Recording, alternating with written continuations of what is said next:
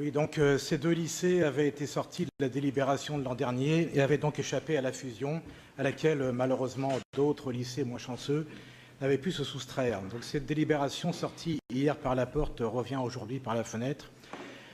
Nous nous étonnons que puissent être évoquées les nécessaires évolutions du réseau des établissements publics locaux dans une perspective démographique des effectifs en nette baisse, alors que l'effectif de ces lycées est stable, aux alentours de 1000 pour Marguerite de Navarre et 360 pour Maréchal Leclerc.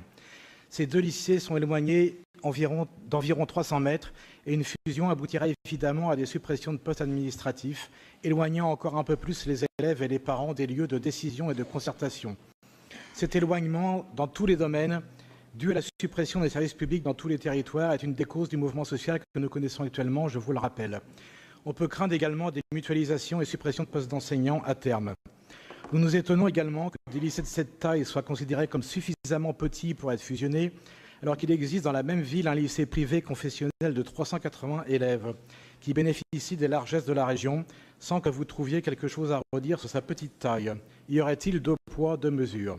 Enfin et surtout, les conseils d'administration de ces lycées se sont prononcés contre en ce qui concerne Marguerite de Navarre, vous l'avez dit, mais l'avis pour n'a été arraché à Maréchal Leclerc que grâce à la voix prépondérante du chef d'établissement.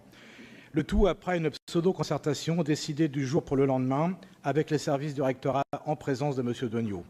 Enfin, le dernier CAEN a émis un avis défavorable. Une nouvelle fois, passerez-vous au-dessus des avis des premiers concernés et du CAEN? En ce qui nous concerne, nous voterons contre cette délibération.